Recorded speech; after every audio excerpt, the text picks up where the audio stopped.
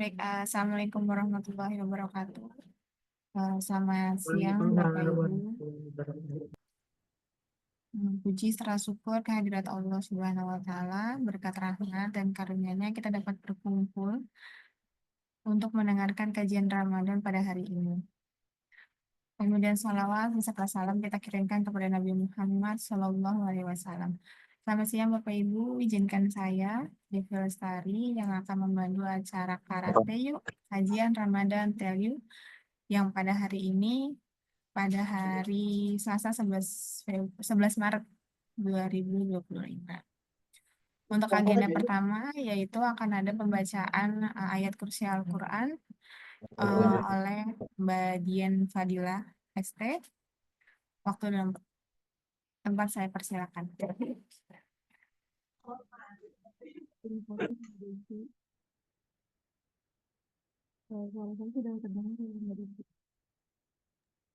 Suaranya kecil ya Mbak?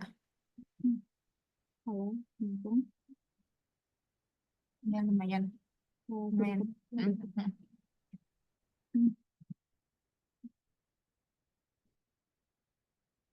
bisa mulai Mbak Devi ya? Enggak boleh bisa. أعوذ بالله من الشيطان الرجيم بسم الله الرحمن الرحيم الله الصمد لم يلد ولم يولد ولم يكن له كفوا أحد. Allahumma bihamdika asyhadu an la ilaha illa anta astaghfiruka wa atubu ilaik. Terima kasih banyak kepada Mbak Dian Fadila yang sudah membacakan ayat suci Al-Quran. Untuk agenda selanjutnya itu ada agenda utama yaitu kultum Ramadan yang akan disampaikan oleh Bapak Dr. Daduk Merdika Masyur STMM dengan tema Bulan Ramadan, Bulan Berlatih Keikhlasan. Waktu dan tempat saya persilakan kepada Pak Dani. Baik, Bismillahirrahmanirrahim. Assalamualaikum warahmatullahi wabarakatuh. Waalaikumsalam warahmatullahi wabarakatuh. Alhamdulillah. Del Yutisen, harmoni, excellent, integrity. Alhamdulillah. Arsala rasulahu bil huda wa dinil haq liyudhhira ala dini kulli wa kafa billahi syahida. Kita panjatkan puji syukur kepada Allah Subhanahu wa taala pada siang hari ini kita bisa silaturahmi dan melakukan mentafakuri, mentazakuri kehidupan kita dan proses kita menjalankan ibadah puasa. Ibadah Ramadan ini merupakan suatu karunia dari Allah Subhanahu wa taala, banyak yang merindukan datangnya bulan Ramadan karena Ramadan ini benar-benar memberikan manfaat bagi kita semua gitu. Tapi betul nggak ya bahwa manfaat ya? Kayaknya kok kalau puasa Ramadan lemas gitu ya. Bahkan mungkin jatah untuk belanja jadi bertambah gitu kan. Jadi betul nggak Bu, Ramadan ini membawa manfaat bagi kita semua. Baik, izinkan saya pada siang hari ini akan membawakan sharing-sharing tentang bulan Ramadan untuk melatih keikhlasan gitu ya. Karena sebetulnya setiap kita ini bisa memetik manfaat dari bulan Ramadan. Nah, Bapak Ibu rahmati Allah Subhanahu wa taala, kita begitu bersyukur dengan datangnya bulan Ramadan karena dengan datangnya bulan Ramadan ini banyak sekali kegiatan-kegiatan yang mana kita bisa lebih fokus kepada sebuah aktivitas yang sangat bermanfaat. Pada siang hari ini saya akan menyampaikan tentang bagaimana sebetulnya ada perintah beramal di mana perintah beramalnya harus dengan ikhlas. Oleh karena itu, bulan Ramadan kita berpuasa tentu saja juga untuk bisa melatih keikhlasan. Kemudian ternyata keikhlasan itu ada tingkat-tingkatannya Bapak Ibu ya, yang bisa kita nanti renungi, kita bahas bersama, kita diskusi gitu ya. supaya kita jadi lebih mantap, lebih yakin bagaimana kita menjalani puasa di bulan Ramadan. Terus bagaimana kita membangun keikhlasan, dan terakhir kita akan melakukan tanya jawab gitu ya. Nah ini saya ikut dengan Pak Kris ya, karena Pak Kris ada reward gitu ya. Maka saya juga akan memberikan reward ini sebagai bentuk rasa syukur bagi kita semua. Yang pertama, kalau yang sudah hatam baca Al-Quran 30 juz, mungkin nanti akan dapat reward per juznya kali 100.000 gitu ya. Nah, ini mungkin adakah Bapak Ibu sekalian yang sudah hatam membaca Al-Quran, ya boleh sekali hatam, 2 kali hatam, 3 kali hatam. Mohon bisa menyampaikan pengalamannya kalau ada. Nanti rewardnya dikalikan 100.000. Kalau sekali hatam berarti kali 100.000 gitu ya. Ini untuk memacu kita bersemangat dalam membaca Al-Quran. Apakah ada Bapak Ibu yang sudah hatam? Nanti ditransfer melalui link aja ya. Mbak Cici nanti catat ya siapa yang sudah hatam. Pak Yudi tuh udah, Pak Yudi udah. Baik, Pak. Wah, Pak Yudi ya. Nanti dikonfirmasi Mbak Cici ya. Pak Kris jangan-jangan udah 5 kali nih Pak Kris ya. Cuman kayaknya Pak Kris nggak butuh duitnya nih. Nah, nanti yang berikutnya kalau jawabannya betul dapat reward Rp50.000. Lumayan ya buat beli kolak. Nah, kalau bertanya dapat reward Rp25.000 ya. Nah, supaya kita bersemangat dan kita menjadikan siang hari ini penuh dengan semangat. Baik, Bapak Ibu yang dirahmati Allah Subhanahu wa taala, saya akan mulai masuk ke inti dari materi kita hari ini. Bahwa sebetulnya Allah Subhanahu wa taala telah memberikan sebuah perintah kepada kita, wa ma umiru illa liya'budullaha mukhlishina lahuddin hunafa wa yuqimus sholata wa yutuz zakata wa dzalika dinul qayyimah. Maka dan tidak aku perintah kepada manusia kecuali beribadah dengan ikhlas. Jadi ya sebetulnya semua ibadah itu mesti ikhlas gitu ya. Tapi pertanyaannya apakah kalau belum ikhlas itu terus ke ibadah gitu ya.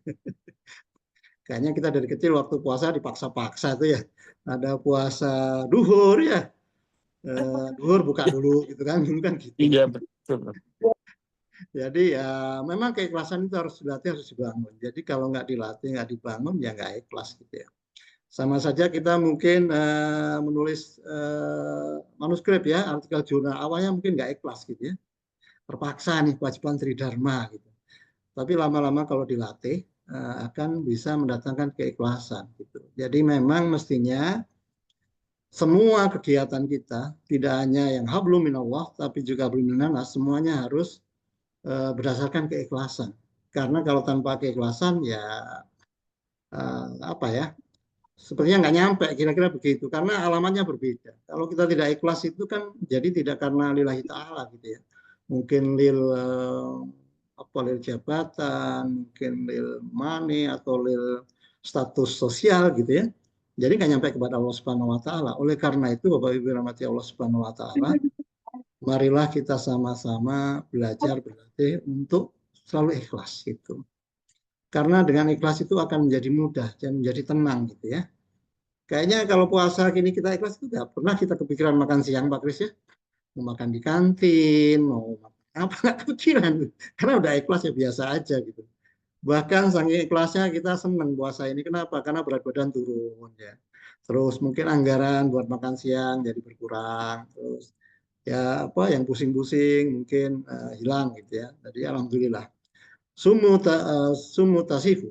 Berpuasalah makanan sehat. Sebetulnya kalau kita tahu manfaatnya Bapak Ibu, maka kita akan melakukan sesuatu itu dengan penuh keikhlasan.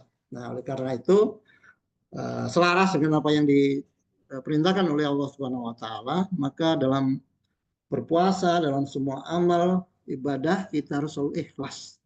Tapi ikhlas itu memang sulit katanya ya. Karena ikhlas itu intangible, mungkin ikhlas itu non parametrik kali ya kalau dalam statistik ya. Gimana ukurnya ikhlas gitu ya. Nah, bagi orang-orang yang biasa bermain dengan angka-angka, nah ikhlas ini agak masalah gitu ya. Nah, namun dalam surat Al-Bayyinah ayat 5 ini disampaikan bahwa ikhlaslah sebagai bentuk ketaatan kepada Allah Subhanahu wa taala dalam melaksanakan salat, menunaikan zakat. Yang demikian itulah agama yang lurus.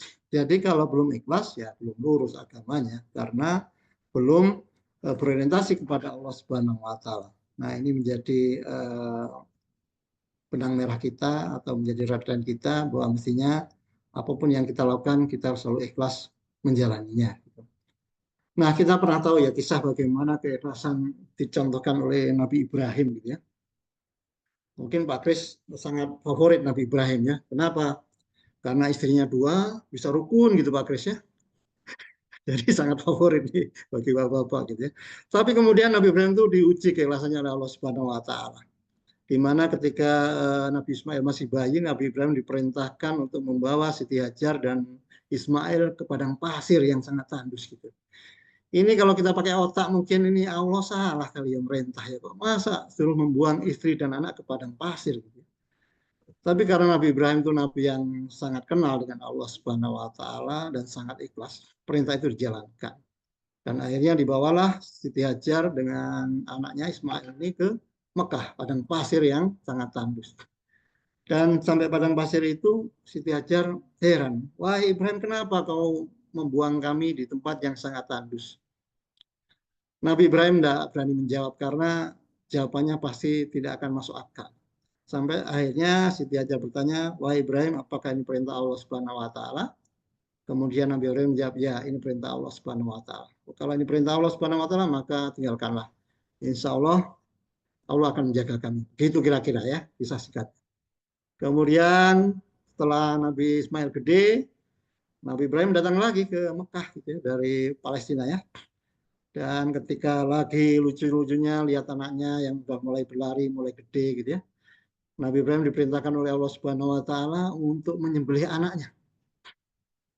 Bermimpi berkali-kali diperintahkan untuk menyembelih anaknya. Dan karena itu perintah Allah Subhanahu wa taala, akhirnya Nabi Ibrahim bertanya kepada anaknya Nabi Ismail, "Wahai Ismail, sesungguhnya aku diperintah oleh Allah untuk menyembelihmu." Dan apa yang dijawab oleh Nabi Ismail, "Wahai ayah, kalau memang itu perintah Allah, laksanakanlah, insya Allah engkau akan mendapati aku orang-orang yang sabar gitu ya." Jadi luar biasa ya. Orang yang sudah ikhlas itu sudah tidak mempertanyakan. Jadi ikhlas itu tanpa syarat. Ikhlas itu tanpa kompensasi ikhlas ya ikhlas saja. Ya. Itu contoh keikhlasan yang luar biasa yang dikisahkan dalam Al-Quran tentang Nabi Ibrahim. Nah, Bapak Ibu rahmati Allah Subhanahu wa taala, ternyata dalam kitab Al-Hikam itu dibahas bahwa ikhlas itu ada 3 tingkatan ternyata. Yang pertama ikhlas yaitu ikhlasul ubad. Yaitu ikhlasnya hamba Allah di mana hamba Allah itu ketika beribadah dia mengharapkan balasan yaitu mendapatkan surga dan terhindar dari neraka. Jadi seorang hamba ketika beribadah kepada Allah Subhanahu wa taala dia menunggu balasan dari Allah sebagaimana yang disampaikan dalam Al-Qur'an. Jadi itu sesuatu yang memang dijelaskan dalam Al-Quran bahwa barang siapa beribadah kepada Allah akan mendapatkan balasannya. Itu adalah ikhlas yang menunggu-nunggu balasan dari Allah Subhanahu wa taala. Itu ikhlasul ubad. Jadi ikhlasnya seorang hamba. Nah, namun ada juga manusia-manusia yang dia sangat mencintai Allah Subhanahu wa taala. Jadi mereka tidak mengharapkan balasan dari Allah Subhanahu wa taala. Karena cintanya lah orang-orang itu benar-benar beribadah dan berdakwah dalam rangka untuk mensiarkan Islam, dalam rangka untuk membaktikan diri kepada Allah Subhanahu wa taala dan tidak mengharapkan balasan dari Allah Subhanahu wa taala. Tapi mereka sangat mencintai Allah Subhanahu wa taala. Mereka mengkontribusikan segala amal ibadahnya dengan tenaganya, dengan hartanya dan berharap bisa membesarkan nama Allah gitu. Jadi mereka merasa dengan kemampuannya, dengan resource-nya bisa berdakwah, bisa menyebarkan syiar Islam. Ya, itu merupakan ikhlasul muhibbin karena cintanya kepada Allah Subhanahu wa taala. Kemudian ada ikhlas yang lebih tinggi lagi yaitu namanya ikhlasul arifin, yaitu ikhlas orang-orang yang sudah makrifat kepada Allah Subhanahu wa taala. Jadi orang-orang ini sudah beribadah itu seperti sudah tidak merasa bahwa dirinya memiliki kontribusi dalam ibadah. Jadi dia merasa beribadah itu karena karunia dari Allah Subhanahu wa taala. Jadi dia tidak merasa memiliki kemampuan untuk beribadah kalau tidak diberikan kekuatan oleh Allah Subhanahu wa taala. Itulah yang biasanya kita mengatakan dengan la haula wala quwata illa billahil azim. Jadi semua peribadatan itu karena kehendak Allah Subhanahu wa taala, karena karunia dari Allah Subhanahu wa taala, ya. Kalau kita tidak berikan napas oleh Allah, mungkin kita nggak bisa beribadah. Kalau kita tidak diberikan kesadaran, hidayah oleh Allah, kita mungkin nggak bisa beribadah. Bima rahmatin minallahi lintalahum. Jadi karena rahmat Allah lah kita itu bisa menjalankan ibadah, bisa berdakwah dan lain sebagainya. Jadi sebetulnya kita itu nggak punya kontribusi apa-apa gitu. Itulah ikhlasnya orang-orang arifin, orang-orang yang arif billah, orang-orang yang sudah istilahnya menyatu ya, wahidiyah, muwahhid kepada Allah Subhanahu wa taala. Yaitulah mungkin para nabi, para salafus soleh, para wali dan sebagainya ya. Tapi ini menjadi wacana bagi kita bahwa mestinya kita juga punya cita-cita lah ya, menaikkan level keikhlasan kita itu supaya semakin indah, semakin mencintai apa-apa yang diperintahkan oleh Allah Subhanahu wa taala.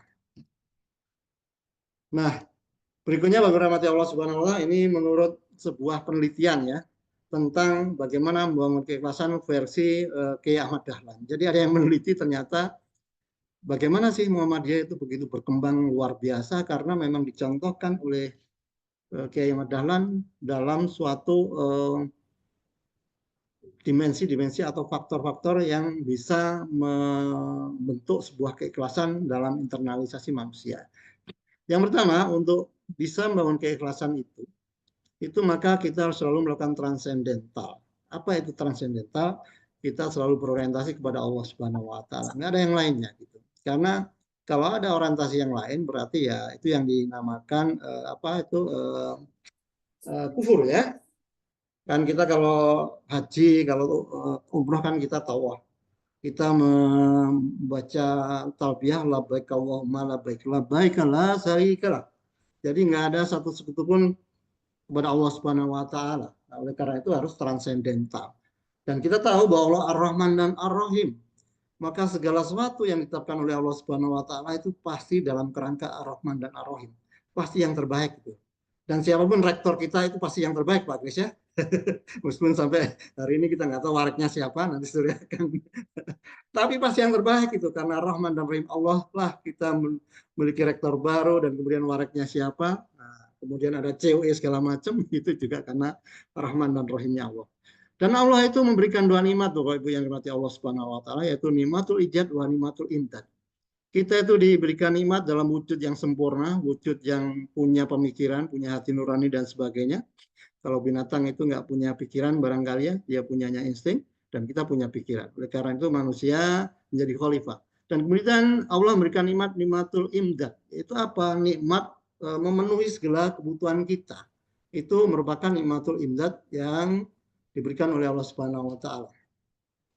Nah, bagaimana dulu para ulama bisa menjaga transendentalnya? Mereka banyak melakukan uzlah. Jadi Syekh Abdul Qadir Jalani itu uzlahnya selama 3 tahun di bawah pohon korma sebelum dia belajar ilmu agama. Kalau Sunan Kalijogo dia uzlahnya di bawah pinggir sungai gitu ya. Dan banyak ulama-ulama yang melakukan uzlah melakukan seperti itu ya. Itu dalam rangka supaya bisa melakukan taholi. Taholi itu pembersihan dari anasir-anasir, dari hijab-hijab, dari sarikah-sarikah kepada Allah Subhanahu wa taala. Itu harus kita bersihkan. Sebab kalau belum bersih maka kita akan tercemar. Hijab kita akan makin tebal dan pada akhirnya kita nggak bisa melakukan tahali, penginstalan keimanan kepada Allah Subhanahu wa taala. Kalau sudah dilakukan pembersihan taholi, kemudian kita menginstal keimanan kepada Allah Subhanahu wa taala, kita melakukan tahali, maka kita akan bisa mengimplementasikan segala perintah Allah Subhanahu wa taala dalam bentuk tajali. Itulah sebuah amal-amal yang merupakan representasi dari perintah Allah Subhanahu wa taala. Jadi tajali itulah bentuk dari buahnya kita beriman kepada Allah Subhanahu wa taala. Dan sebetulnya tahapan taholi, tahali dan tajali ini itu yang dibudayakan oleh saudara-saudara kita yang menekuni tasawuf. Jadi tasawuf ini sebetulnya dulu sangat marak luar biasa ya. Para pahlawan kita, Pangeran Diponegoro, Tuanku Imam Bonjol, mereka semua sebagai praktisi tasawuf. Sehingga mereka tidak takut menghadapi Belanda yang meskipun senjatanya kalah canggih. Tapi mereka yakin bahwa Allah akan menolong mereka. Pak Anglimas Besar Sudirman juga demikian ketika dikepung oleh Belanda, beliau yakin bahwa Allah akan melindunginya. Bagaimana Nabi Muhammad ketika dikepung di dalam gua ya, beliau yakin bahwa innallaha ma'as sabirin, Allah bersama orang-orang yang sabar. Nah, Bapak Ibu, yang berikutnya adalah supaya kita bisa memiliki keikhlasan. Yang kedua adalah kita harus bisa menghilangkan ambisi untuk superior. Nah, ini saat ini godaan superior biasa ya. Di era digitalisasi, era sosmed yang begitu kental, itu begitu gampang kita tergiur untuk menjadi superior. Nah, superior ini yang akhirnya akan mengganggu transendal kita kepada Allah Subhanahu wa taala. Maka ketika kita beramal, kita tidak mencari superioritas. Kita hanya mencari ridha Allah Subhanahu wa taala. Tapi godaannya memang di sana Bapak Ibu rahmati Allah Subhanahu wa taala. Biasanya kita ingin merasa superior ya, superior dalam hal mungkin kekayaan, mungkin kepintaran. Yang paling susah itu kalau superior merasa soleh, itu susah. Kadang-kadang kita posting-posting apa maksudnya sih mengajak kebaikan gitu, tapi kadang-kadang terpleset ya pamer amal gitu ya. Nah, itu perlu kita hati-hati Bapak Ibu yang mati Allah Subhanahu wa taala. Berikutnya, supaya kita bisa membangun keikhlasan Bapak Ibu, kita selalu merasa sebagai hamba Allah Subhanahu wa taala. Karena kita sebagai hamba, maka ya kita merasa bahwa kita itu selalu ditolong oleh Allah. Kita tidak memiliki kemampuan apa-apa. Kita itu rendah. Makanya kenapa kita sujud itu kita menempelkan dahi kita di tanah. Karena kita hamba. Kalau hamba itu yang nggak bisa apa-apa, nggak punya kemampuan apa-apa. Tidak ada yang bisa kita banggakan. Karena semuanya dari Allah Subhanahu wa taala ya. Sehingga kita mesti selalu merunduk, selalu meletakkan bahwa kita ini hanya menjalankan. Kalau orang Jawa ibaratnya kita ini hanya wayang, ya dijalankan oleh dalang ya. Dalang itulah yang akan menggerakkan kita, termasuk sampai kita bergabung dalam kafilah Universitas Telkom ya. Itu juga karena kehendak Allah Subhanahu wa taala. Jadi kita hanya menjalankan perintah dari Allah Subhanahu wa taala. Dan yang terakhir supaya kita bisa membangun keikhlasan adalah kita harus sabar dan ulet. Sabar dan ulet inilah yang menjadi penopang kekuatan supaya kita konsisten, supaya kita persisten menjalankan 3 hal yang di atas.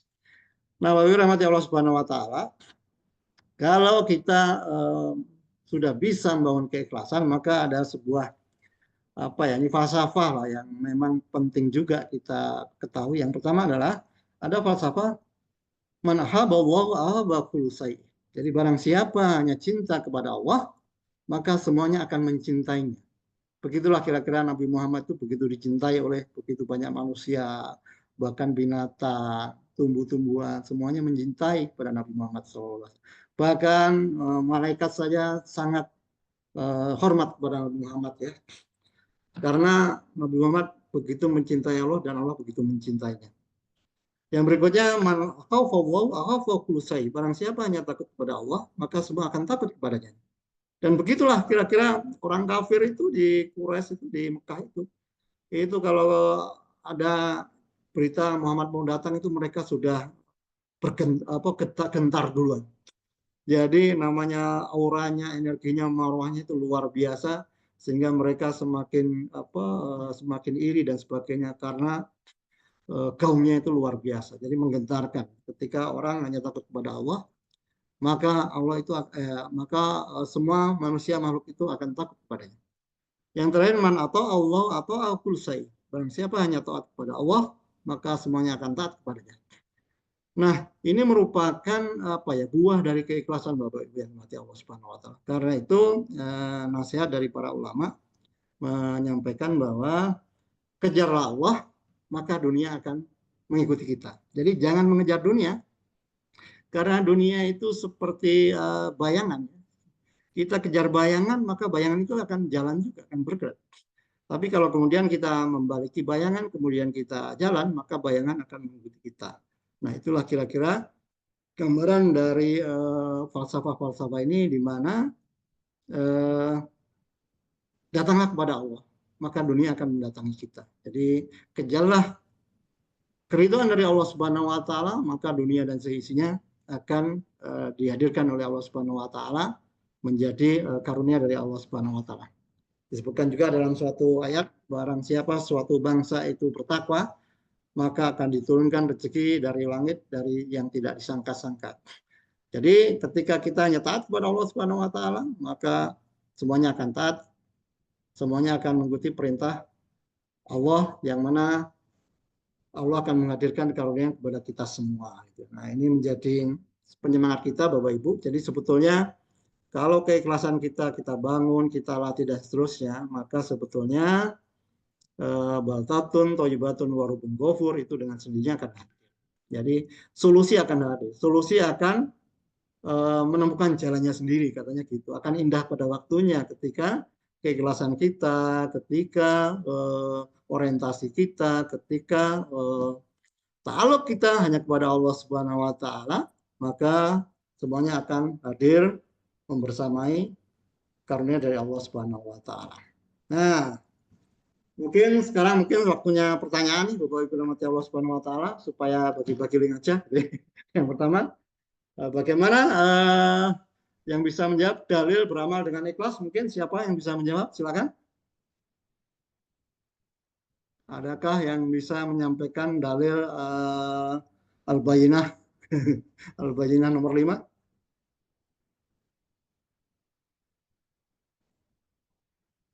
Adakah yang masih ingat Bapak Ibu sekalian? Dalil beramal dengan ikhlas. Ini kalau benar link aja 50.000. Kalau salah 25.000 deh. Izin menjawab Bapak. Ya, silakan. Mangga.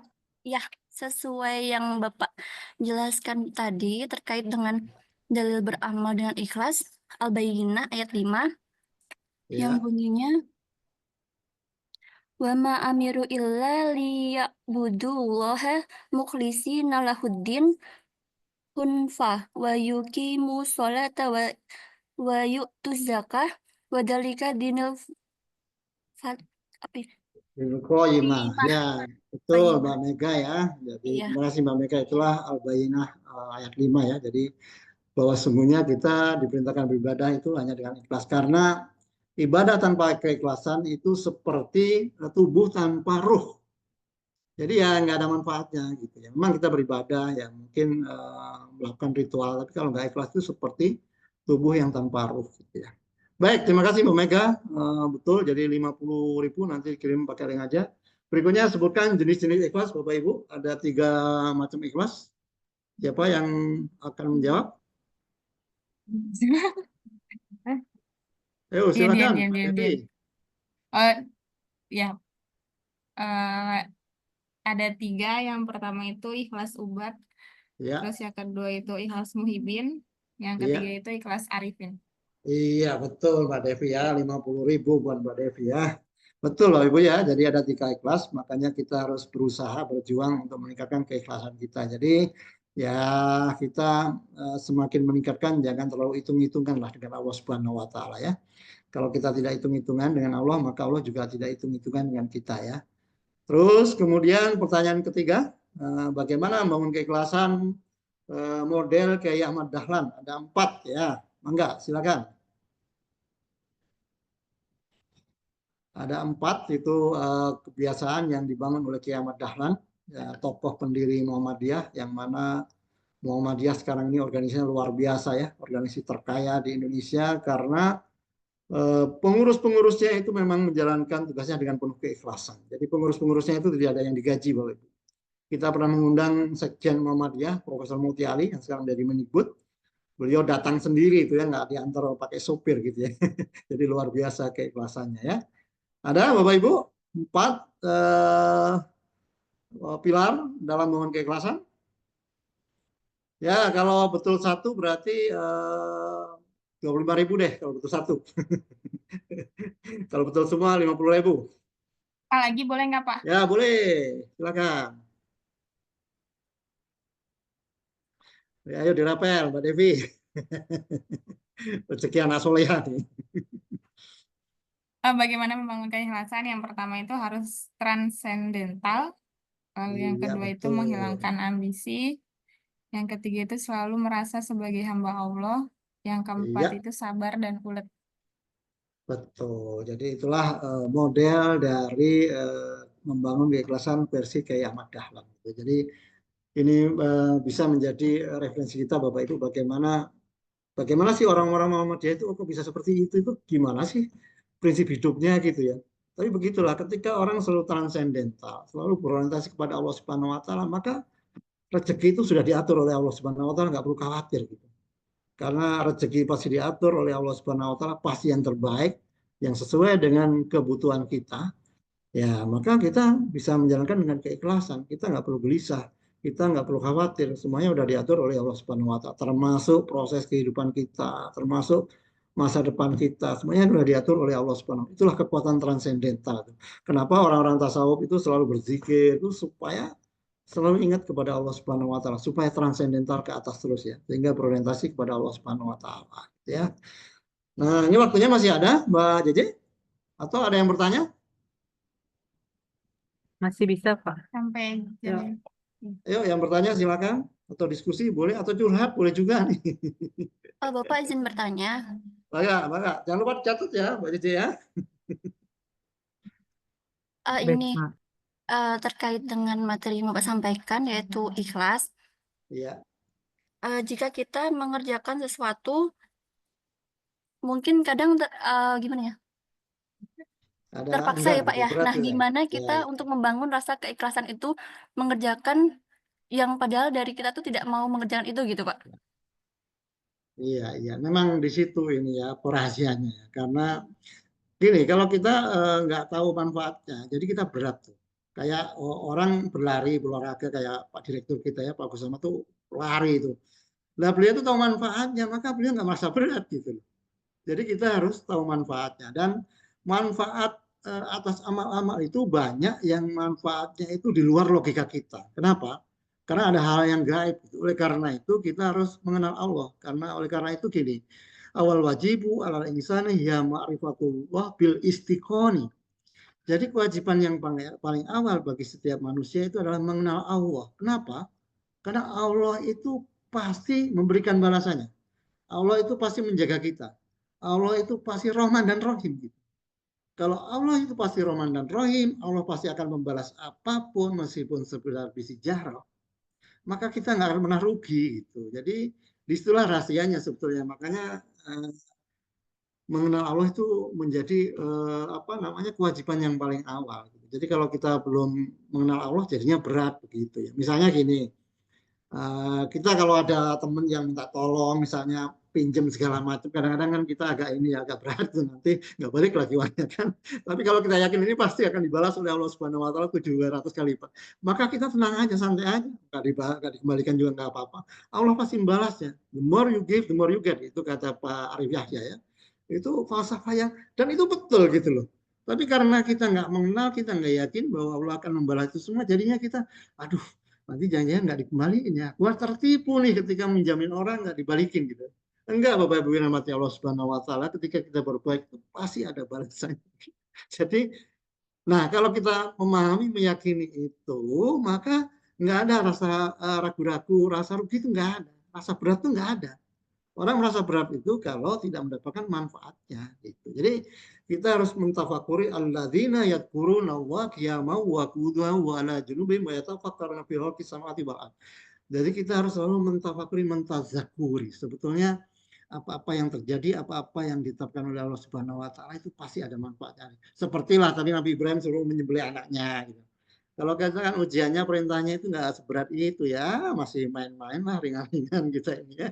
Masih suruh puasa, paling kadang-kadang macet, sesuatu yang mungkin kita sakit gitu ya. Nah itu semua kebaikan dari Allah. Ada kisah gini, ada orang sakit, wah udah belasan tahun dia sakit, di hari parah sampai dia itu nggak bisa jalan kemana-mana.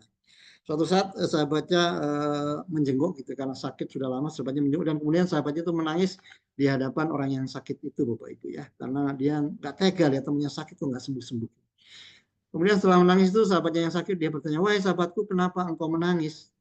Ya karena aku ini nggak tega lihat kau sakit gitu. Kan kamu itu orang soleh, kenapa Allah itu menakdirkan kamu sakit gitu. Dan sakit itu nggak sembuh-sembuh.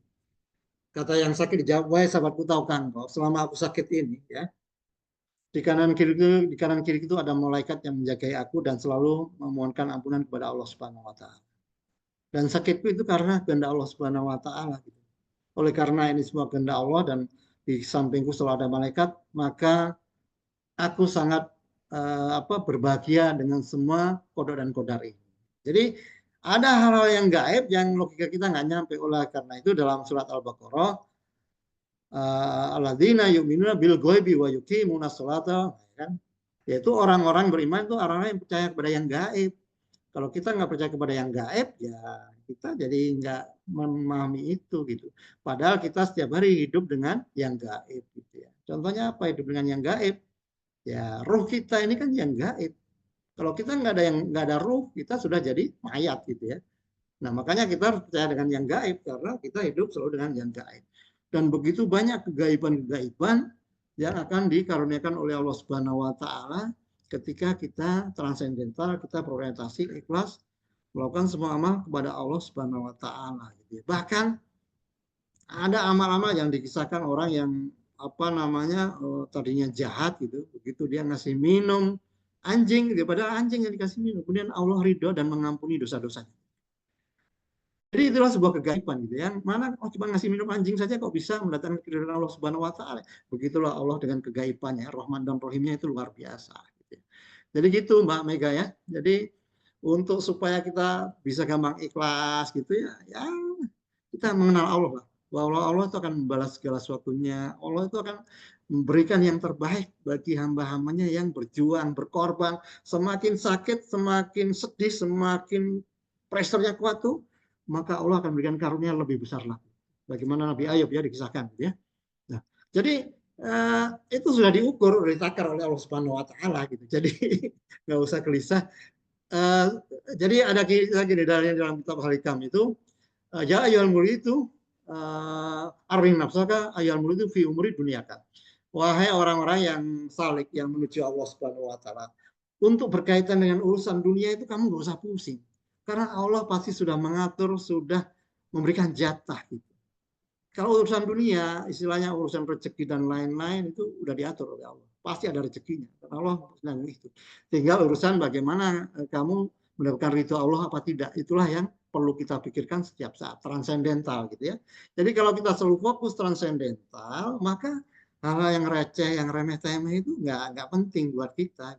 Yang jadi masalah adalah ketika kita turun, kemudian kita mikirin hal yang remeh-temeh, yang receh-receh gitu. Itu yang buat kita overthinking, insecure dan sebagainya ya. Kita posting, nggak ada yang komen, kita sudah gelisah gitu ya. Ada komennya agak bully dikit ya, agak menyakiti dikit, kita sudah nggak bisa tidur gitu ya. Itu karena kita tidak transendental gitu. Jadi naikkanlah orientasi kita ke langit ya, kepada Allah Subhanahu Wa Taala, maka dunia ini menjadi hal yang remeh. Itu yang dilakukan oleh Nabi Muhammad, oleh para nabi, oleh para sahabat, para ulama ya. Sehingga mereka dunia ini amal hayat dunya laibu walahu.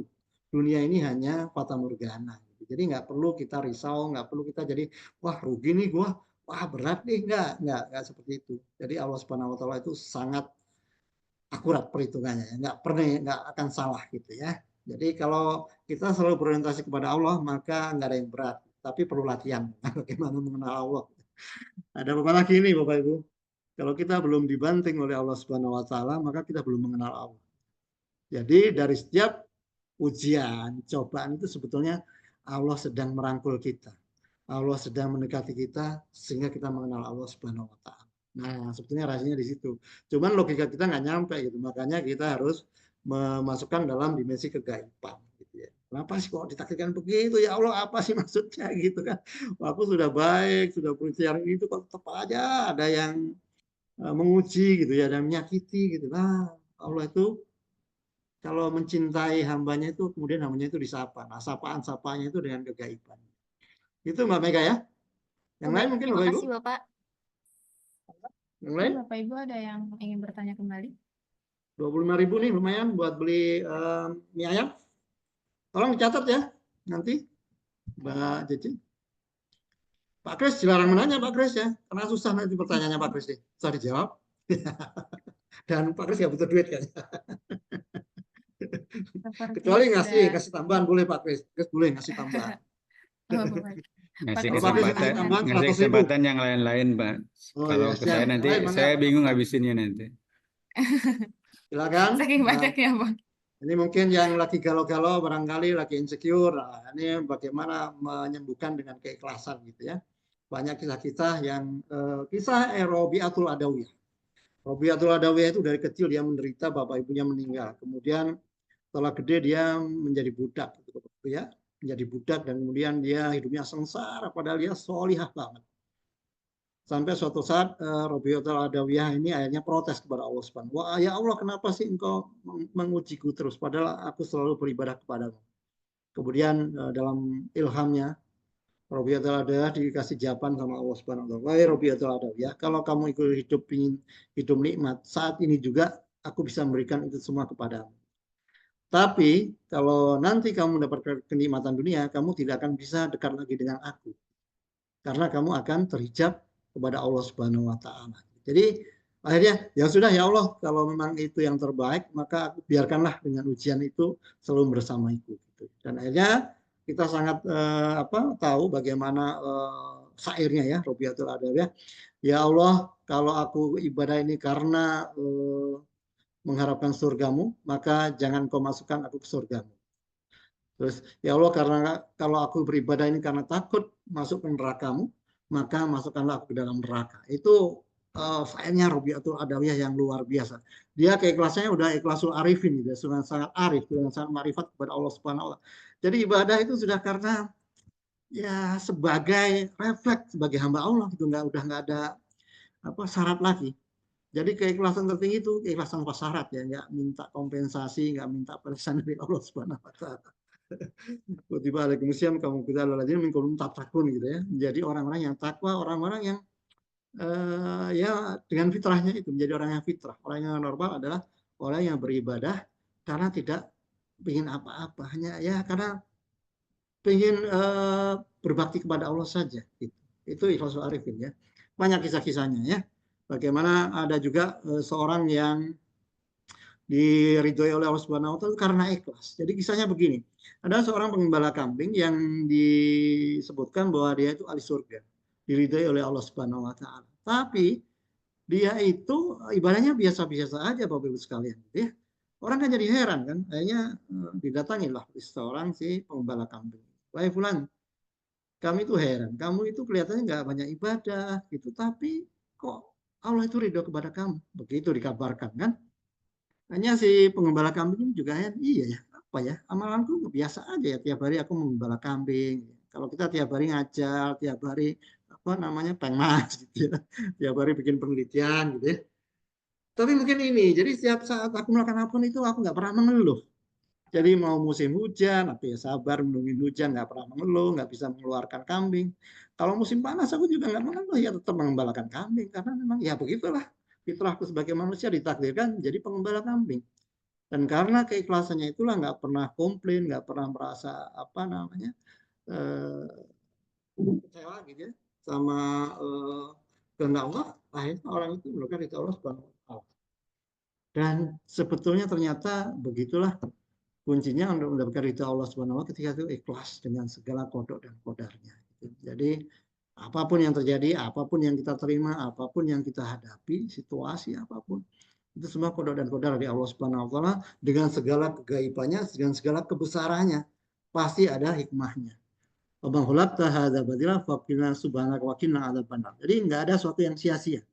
Semuanya pasti ada, cuman logika kita aja yang nggak nyampe. Nah ini masalahnya, banyak orang yang mau melogika gitu ya tentang konsep-konsep keimanan. Kalau di logika yang nggak nyampe, namanya Allahu Akbar, Allah Maha Besar. Kalau Allahu Akbar itu ya nggak bisa kita logika gitu ya. Karena kalau di logika pasti nggak nyampe. Karena Allah itu pasti berbeda dengan makhluknya. Oleh karena itu pasti kekuasaannya itu di luar logika kita. Nah orang-orang yang ateis itu berusaha melogikakan tentang eksistensi dari Allah Subhanahu wa ta'ala gitu ya, sehingga mereka nggak percaya gitu ya. Nah, itu yang akan membuat mumet gitu ya. Oleh karena itu pada puasa yang keberapa ini, minggu kedua ya, 11 ini alhamdulillah mudah-mudahan kita dilancarkan ya puasanya, kemudian dituntaskan semua tugas-tugas kita, keluarga semuanya sehat-sehat. Nanti pada saat kita bisa tuntas puasa sampai 1 bulan, kemudian bisa bersilaturahmi, nanti Syawal gitu ya, itu karunia yang luar biasa. Dan mudah-mudahan kita bisa dipertemukan dengan Ramadan tahun depan. Itu luar biasa.